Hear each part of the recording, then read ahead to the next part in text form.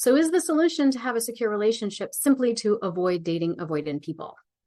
Okay. So when we spend a lot of time and energy trying to avoid avoidant people, we're basically saying that our happiness depends upon someone else. And it also demonstrates that you're really scared of getting hurt. And so what does getting hurt really mean? Well, usually it's some degree of feeling disappointed, and that turns into resentment. And this happens when we expect things to be different than what they are.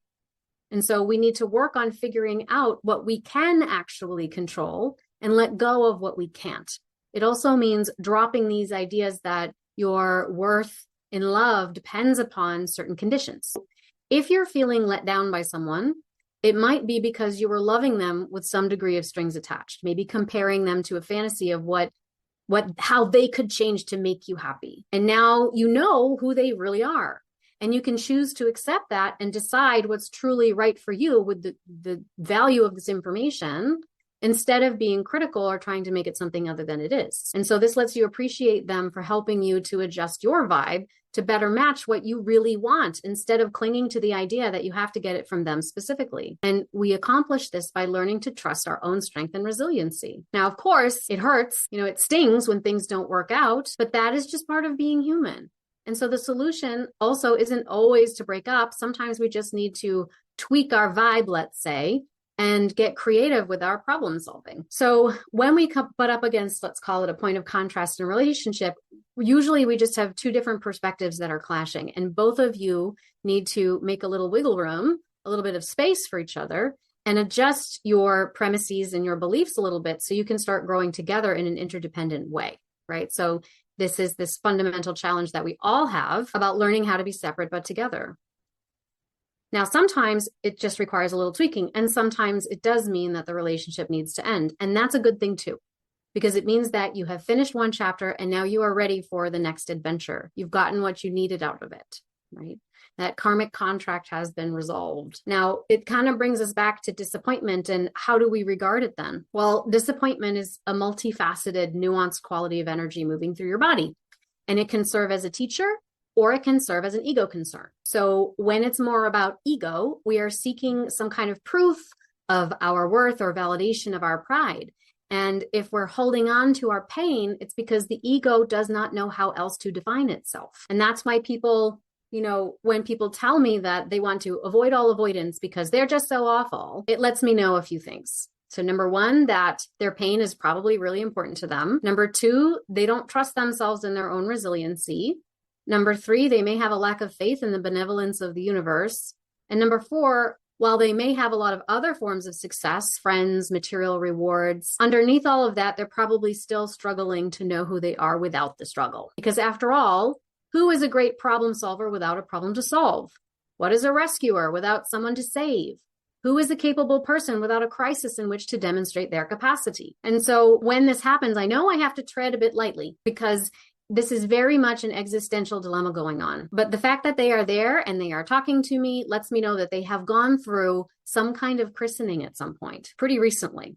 And the larger spiritual part of them is really asking for expansion and believes that it is possible and it is time. And so if we stop being afraid of disappointment can't control us in the same way, because it's not going to compel you anymore. Okay, maybe I'll be disappointed. And so I'll let myself feel it.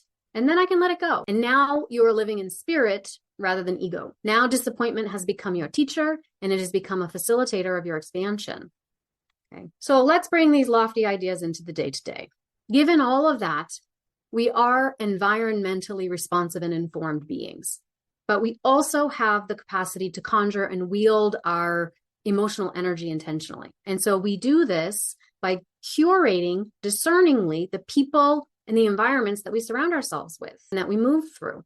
And we do this by organizing our emotional energy creatively, by learning to flow, right? The idea that personal freedom can only be found in self-discipline is a good example of this. So accepting what is does not mean that you are helpless. It actually gives you the most control that you could possibly have with the greatest use of and preservation of your energetic resources. So I'm going to give you kind of a funny metaphor to explain this. Would you try to start your car with a carrot stick and then decide if that you are not worthy enough or good enough for love when it fails to start? Would you assume the car is just using you, or that there must be no chance for a healthy relationship because the carrot stick isn't working? And would you spend a ton of money on coaches and talk therapy trying to convince the car that the carrot stick is a more emotionally mature choice than the car key? No, because all of these solutions are just completely irrelevant to the way that a car functions. And it doesn't abide by the rules you want it to just because a carrot stick is what you happen to have in your pocket.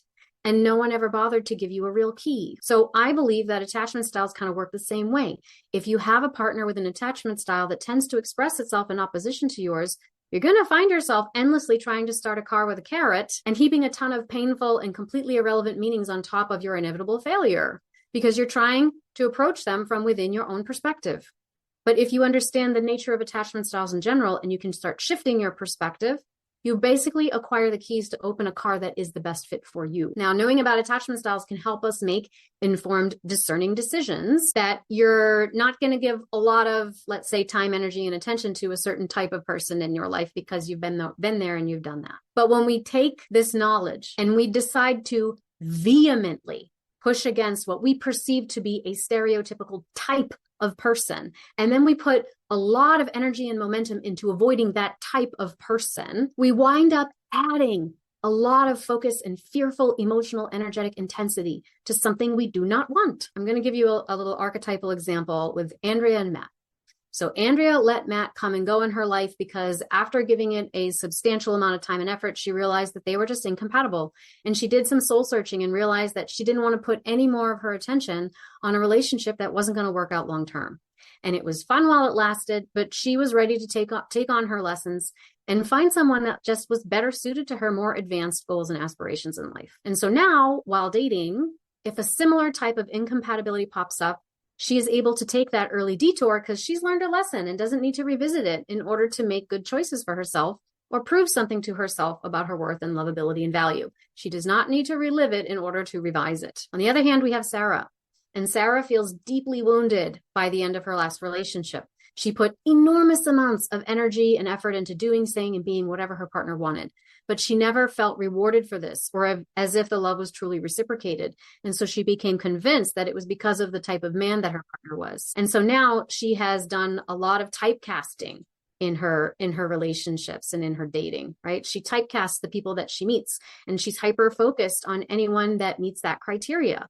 And so every time she finds someone that is remotely like her previous partner, it sparks this rumination over what went wrong in the past relationship and villainizing them for what happened. And then she starts scrutinizing the next person and picking apart their character and telling herself story after story about why they're probably just as bad as the last one. And she refuses to be a victim again. Now, unfortunately for Sarah, this preoccupation becomes a profound magnetic point of attraction in her vibrational field, which means that she's only going to attract more of that type of person into her experience, and therefore more and more disappointment in the avoidance of disappointment. So at this point, Sarah's discernment is no longer curation. It's become obsession. There is something inside of her that is all twisted up about it, and it's twisted up around the themes that this type of person is forcing her to look at. Things like the stories she's telling herself inside about her worth, lovability, value, resiliency in the face of distress or disinterest or rejection. But she is not able to recognize these stories in herself and how these are the real barrier to attracting an easy and reciprocal love, because her focus is perpetually directed outside of herself and trying to control what she can't and endlessly strategizing and moving things around like chess pieces on a game board. And so Sarah might say, I'm always so disappointed because I give so much of myself in relationships and then they don't reciprocate. And so she gives a lot of herself because she wants the partner to need her so that they don't abandon her. Or she figures if I give more, I'll get more, which is another way of trying to control the relationship dynamic with conditions of love. Right? But when a partner doesn't respond like they are supposed to, she starts sacrificing little bits and pieces of herself just to remain close to them and starts adopting aspects of their identity to define her own identity in order to feel alive. And then she starts betraying parts of herself, imagining that her partner's tolerance is payment enough. And this often evolves into things like codependent dynamics in relationships. And now different forms of betrayal wind up becoming repetitive themes in Sarah's romantic life. And she looks out into the relationship landscape and sees the betrayal going on outside of her, but the relationship is really a culmination of different types of small and large betrayals that have been going on inside of her for years, leading up to a situation like this. And so the relationship is a mirror, and we cannot change the lipstick on our face by painting it on the reflection in front of us. We cannot avoid avoidant partners until we take a good hard look at what we are avoiding inside. And so what pain do we think that we've been caused? What trials have we suffered? And no one is saying that we haven't suffered them, but where now does that pain live inside of us? And how are we carrying the energy around them? And what false beliefs and premises does that reflect about our lovability and the accessibility of love in the world? They are outdated. And so this is the direction that we must go in bravely in order to sort and root it out. And it's always best not to operate out of fear, but to instead to regard fear as a teacher, because fear often has quite a bit to show us. If we can operate under the assumption that fear is our teacher, instead of trying to avoid avoidant people through fearful compulsion, we can notice our fear and we can ask it, what am I really afraid of? Where am I betraying or abandoning myself here to avoid this fear? Thank you, fear, for jumping up to show me where I don't trust myself or my own resiliency, where I have moved away from my core spiritual self and knowledge. And now I can start to love myself more. I can sweep out my dusty corners and call in the massive flow of love that I'm requesting when I say I want a reciprocal love. And so once we start plugging these holes, we're just naturally going to start to move towards people who choose us, right? And you will do this by continuously choosing yourself over and over again, and choosing yourself in ways that open up connection with loving people. And you will focus upon people who demonstrate that kind of loving behavior in your environment. And as you focus upon those people, people who are unloving are not likely to register on your radar that much anymore. So there's no need to avoid anything. You just simply trust yourself to make good choices for yourself. And that's all it really boils down to. Okay, so I hope that helps in answering the question, is the solution to avoid avoidant partners? No, the solution is to look inside and to recognize what are these partners bringing up for you? And how can you embrace that as a teacher on your path? And then embracing your path and understanding is just about making good choices for yourself and focusing on what you want instead of what you don't want.